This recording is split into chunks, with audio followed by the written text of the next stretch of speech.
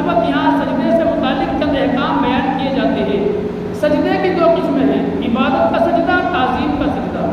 इबादत का सजदा किसी को माबूद समझकर किया जाता है, और ताज़ीम का सजदा किसी की ताज़ीम करने के लिए, इज्जत करने के लिए वो सजदा किया जाता है। तो पहली उम्मतों में ताज़ीमी सजदा जायज़ था। हज़रत आदम अलैहिस्सलाम की शरीयत में और शरीयतों में जायज़ था सजदा करना ताज़ीमन, इबादत का सजदा नहीं। इबादत का सजदा सिर्फ खुदा को है, दूसरे को किसी को नहीं। अगर किसी को इबादत समझकर सजदा किया तो शिर्क हो गया, किसी को सजदा ही नहीं है, इबादत का सिर्फ खुदा को है। तो फरिश्तों ने जो सजदा किया था वो सिर्फ सर नहीं झुकाया था, बल्कि पेशानी को जमीन पर रखा, पेशानी को आसमान पर रखा, पेशानी को टेका और सजदा ताज़ीमी किया।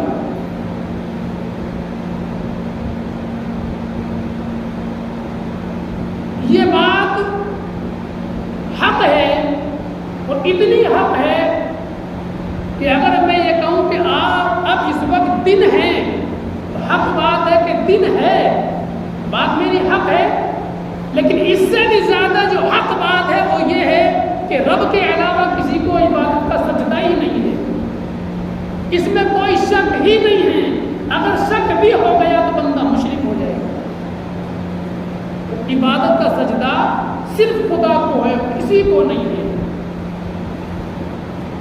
फरिश्तों ने हज़रत आदम अलैहिस्सलाम को ताज़ीमी सजदा किया था, वो बाकायदा पेशानी ज़मीन पर रखने की सूरत में था, सिर्फ सर झुकाना नहीं था, सर नहीं झुकाया था बल्कि पेशानी टेकी थी।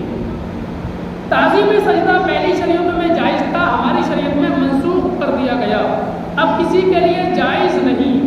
लिहाजा किसी पीर या वली या मज़ार को ताज़ीमी सजदा करना हराम है। लेकिन ये याद रहे कि ताज़ीमी सजदा करने वालों पर ये बोतान बांधना कि ये माबूद समझकर सजदा करते हैं, कि इस ताज़ीमी सजदे से बड़ा जुर्म है, क्योंकि ये मुसलमानों को मुशरिक को काफिर कहना है। आला हज़रत ने किताब लिखी है गैरुल्लाह को सजदा करना ताज़ीमी हराम है, और फतवा रज़विया जिल्द नंबर 22 में ये मौजूद है। अब मैं अर्ज़ करूँ और आप ज़रूर समझाने की कोशिश करूँ, आप समझदार लोग हैं, समझ जाएंगे। कुछ लोग कहते हैं कि रब ने फरमाया फरिश्तों को सजदा करो, सजदा किया ताज़ीमी, तो इबादत का सजदा रब के अलावा किसी को जायज़ नहीं। ताज़ीमी सजदा और उम्मतों में जायज़ था, इसमें वह हराम है। अगर कोई बंदा अपने पीर को पेशानी ज़मीन पर रखकर ताज़ीमन सजदा करता है, ताज़ीमी सजदा, तो यह हराम हो जाएगा। अगर कोई बंदा मज़ार पर पहुँचता है और ताज़ीम करने के लिए मज़ार पर या मज़ार की चौखट पर अपनी पेशानी रखता है, सजदा ताज़ीमी करता है, तो यह हराम है। अब लोगों ने देखा कि यार ये तो, इसको क्या कहा लोगों ने, ये तो मुशरिक हो गई। लेकिन शरीयत क्या कहती है कि ताज़ीमी सजदा करना हराम है, चाहे किसी कोई माँ को करे, बाप को करे, पीर को करे या मज़ार पर जाकर करे। ये याद रखना, इस बात को दिल की तख्ती पर लिख लेना कि इबादत के लिए सजदा करना शिर्क है, और ताज़ीमी सजदा करना, सजदा किसको कहते हैं ये आप समझ गए। सजदे का मतलब तो आप सब समझते हो कि पेशानी और नाक जमीन पर रखने का नाम सजदा है। सर झुकाने का नाम सजदा नहीं, झुकने का नाम रुकू है, सजदा नहीं। जब तक पेशानी और नाक जमीन पर ना टिकेगी सजदा नहीं। अब अगर कोई बंदा इस तरीके से सजदा करता है कि पेशानी टेक दी मज़ार पर जाकर, और वो ताज़ीम कर रहा है, ताज़ीमी सजदा कर रहा है, तो हराम होगा, शिर्क नहीं होगा। और जिसने ये कहा, जो कुछ लोग कहते हैं, कुछ लोग तो ये भी कहते हैं मज़ार पुजवा, कि मज़ार पर जाते हैं लोग, मज़ार पुजवा यानी मज़ार को पूजते हैं। और पूजने का माना क्या है? पूजने का माना है इबादत करना। تو جو وہ کہتے ہیں وہ کہنے والے سب مشرک ہو گئے۔ شریعت کا حکم یہ ہے اگر کسی مسلمان کو آپ لوگوں نے کافر کہا تو جس نے مسلمان کو کافر کہا اور اس کی زبان سے اس کے قول و فعل سے کفر صادر نہیں ہوا تو کہنے والا کافر ہو جائے گا۔ کسی نے کسی کو مشرک کہا اور اس نے شرک نہیں کیا تو کہنے والا مشرک ہو جائے گا۔ اس بات کا خیال رکھیں۔ ہم لوگ زبان چلا دیتے ہیں کسی کو کہہ رہے ہیں وہ تو کافر سے بھی بڑا کافر ہے، جہالت میں کہہ دیتے ہیں کافر سے بڑا کافر۔ ارے بھائی اس نے کون سا کفر کر لیا؟ اگر کسی کو کافر کہا کسی مسلمان کو، جب تک اس سے کفر ظاہر نہیں ہوا ہو کافر نہیں کہہ سکتے۔ اگر کہہ دیا تو خود کافر ہو جاؤ گے۔ اسی طریقے سے کسی کو مشرک نہیں کہہ سکتے۔ اب اگر کوئی مزار پر جا کر پیشانی رکھ رہا ہے تو وہ گناہگار تو ہوا کیونکہ اس نے تعظیمی سجدہ کیا۔ اور سجدے کی نوبت کون سی جانتے ہو؟ وہ میں نے آپ لوگوں کو بتائی، یاد رکھنا۔ تو جتنے مزار پر جاتے ہیں 1000 میں سے 2 یا 4 کو تو نہیں کہہ سکتے کہ وہ تعظیمی سجدہ کرتے ہیں، پیشانی رکھتے ہیں۔ تو شاید جاہل مسلمان ہمارے بیچارے یہ نہیں دیکھتے، وہ ہو سکتا ہے کہ پیشانی رکھ دیتے ہوں، لیکن جتنے بھی مسلمان نمازی ہو، غیر نمازی ہو، حاجی ہو، پڑھے لکھے ہو، جتنے بھی مزاروں پر جاتے ہیں، کسی بھی مزار پر جائیں، کوئی بھی مسلمان، سنی مسلمان مزاروں پر سجدہ نہیں کرتے بلکہ وہ تعظیم تو کرتے ہیں۔ اگر سر جھکاتے ہیں تو یا تو چادر کو پیشانی سے لگاتے ہیں یا بوسہ دیتے ہیں یا آنکھوں سے لگاتے ہیں۔ بولو ایسا ہی کرتے کہ نہیں کرتے؟ آپ کبھی دیکھنا کھڑے ہو کر بندہ جائے گا چادر آنکھوں پہ لگائے گا، سر پہ لگائے گا، تو اس کو تعظیمی سجدہ بھی نہیں کہیں گے، یہ حرام بھی نہیں ہوا۔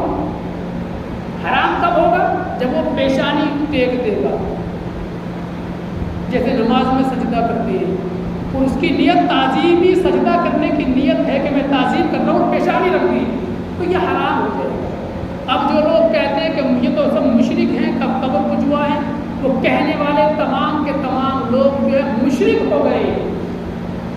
اب کوئی ہمیں قبر پجوا کہے تو پھر ہماری مسجد میں آ کر نماز پڑھانا چاہے تو شریعت کے فتوے سے ہمیں مشرک کہنے والا تو مشرک ہو گیا، تو اس کے پیچھے ہم نماز پڑھیں تو نماز نہیں کیونکہ وہ تو خود مشرک ہے۔ مشرک کیوں ہوا؟ کیونکہ اس نے ایک مسلمان کو مشرک کہا، اس لیے وہ خود مشرک ہو گیا۔ میری بات سمجھ میں آ؟ اگر کسی نے 1000 میں سے 2-4 مسلمانوں نے پیشانی رکھ بھی دی تو مشرک نہیں ہوا، ہاں حرام کیا کیونکہ تعظیمی سجدہ کرنا حرام ہے۔ اب جتنے بھی مسلمان جاتے ہیں، جہاں تک میں نے تجربہ کیا ہے، آپ لوگ بھی تجربہ کرنا، کوئی چادر کو چومتا ہے، کوئی آنکھوں سے لگاتا ہے، کوئی سینے سے لگاتا ہے، لیکن سجدہ نہیں کرتے۔ مزاروں پر ہم لوگ یا ہمارے مسلمان بھائی جو جاتے ہیں وہ سجدہ نہیں کرتے، وہ بوسہ تو دیتے ہیں، چاہے وہ مزار کو دیں یا چادر کو دیں۔ تو یہ بات یاد رکھنا۔ اب اگر کوئی آپ لوگوں کے سامنے کہے کہ قبر پجوا ہے تو کہنا کہ پوجنے کا مطلب کیا ہے؟ پوجنے کا مطلب ہے عبادت کرنا، تو کہنا ہم عبادت صرف خدا کی کرتے ہیں، ہم ان کو پوجتے نہیں، عزت کرتے ہیں، اور سجدہ بھی تعظیمی سجدہ بھی نہیں کرتے، صرف سر اس لیے جھکاتے ہیں کہ چادر کو چوما جائے، بس اور کوئی بات نہیں ہے۔ اور چادر کو چومنا اگر ناجائز ہو تو آپ دلیل دے دو شریعت سے، ہم چومنا بند کر دیں گے، اور ہم دلیل دکھا دیں کہ چادر کو تو کیا اس پتھر کو بھی چومنا جو مزار پر لگا ہوا ہے جائز ہے، تو پھر آپ لوگ بھی چومنا شروع کر دیں گے۔ تو مزاروں پر جو جاتے ہیں، اب جو لوگ کہتے ہیں انہیں ہوش ہونا چاہیے۔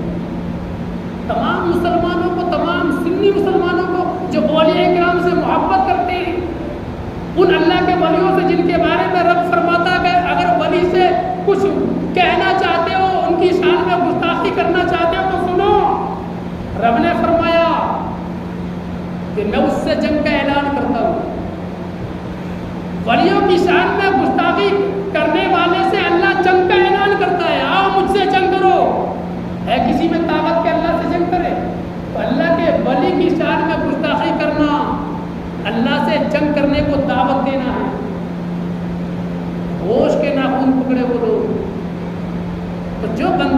ولیوں سے محبت کر رہا ہے جس سے اللہ حکم دیتا ہے کہ محبت کرو، جن کی شان اللہ بیان کر رہا ہے، اور یہ گھٹا رہے ہیں، یہ لوگوں کو روک رہے ہیں، اور اللہ ولیوں کے پاس اپنے بندوں کو، نبیوں کو بھیج رہا ہے، خدا بھیج رہا ہے، اللہ بھیج رہا ہے، اور آج کا ایک کٹملہ روک رہا ہے، بلکہ مشرک کہہ رہا ہے، فتاوے لگا رہا ہے،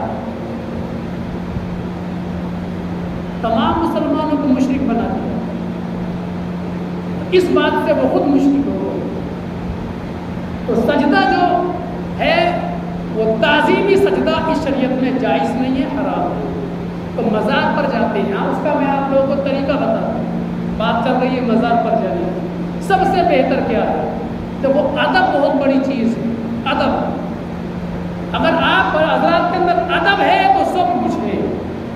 صحابہ کرام نے انبیاء کرام کا اور ہمارے نبی پاک کا ادب کیا، کیا ادب تھا کہ جب بارگاہ رسالت میں آ کر بیٹھتے تو ایسے بیٹھ جاتے کہ ہلنے کو بھی گستاخی سمجھتے، کہیں گستاخی نہ ہو جائے، اور ایسے بیٹھ جاتے تھے کہ صحابہ کرام کے سروں پر پرندے آ کر بیٹھ جاتے تھے، یعنی ہلنا بھی بند کر دیا کرتے تھے، اور سانس بھی روک روک کے لیتے تھے۔ یہ ادب تھا۔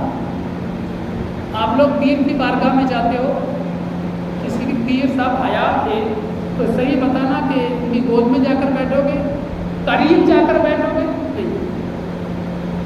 میں یہ سمجھتا ہوں کہ جس بستر پر پیر صاحب بیٹھے اس بستر سے سامنے آپ دو زانو ہو کر بیٹھو گے، وہ بستر بھی چھوڑ دو گے، کیونکہ سمجھو گے کہ ادب کے خلاف ہے۔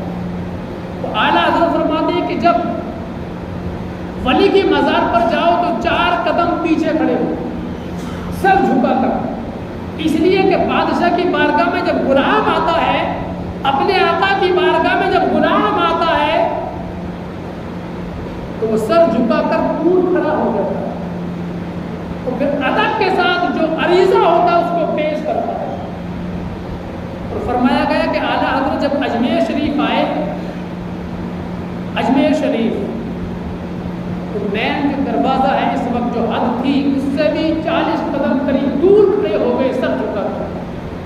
ساتھ والوں نے کہا سرکار چلیں حضرت کی بارگاہ میں، کہا بس، کہا سرکار آگے نہیں چلو گے؟ کہا غلام ہے، آقا کی بارگاہ میں غلام آیا ہے تو سر جھکا کر کھڑا ہے، اجازت ملے گی تو آگے جاؤں گا، اجازت ملے گی تو آگے جاؤں گا، غلام ہوں۔ یہ انداز دیکھیے۔ تو فرماتے ہیں 4 قدم دور کھڑے ہو جاؤ اور سر جھکا کر پڑھو جو پڑھنا ہو، ایصال ثواب کرو، پھر رب سے دعا مانگو، مولا ہم تو گناہ گار ہیں، سیاہ کار ہیں، بدکار ہیں مولا، اور تیری رحمت کے طلبگار ہیں مولا، تیری اس بندے کی بارگاہ میں آئے ہیں جس پر تو نے انعام فرمایا ہے مولا، ہم اس بندے کی بارگاہ میں آ گئے جس سے تو راضی ہے مولا، یہ تیرا پیارا بندہ ہے مولا، ہم یہاں تک آ گئے، خالق کائنات ان کے صدقے میں میری دعا قبول کر دے۔ تو رب تبارک و تعالی ہماری دعائیں قبول فرمائے۔ یہ ادب ہے۔ اب اگر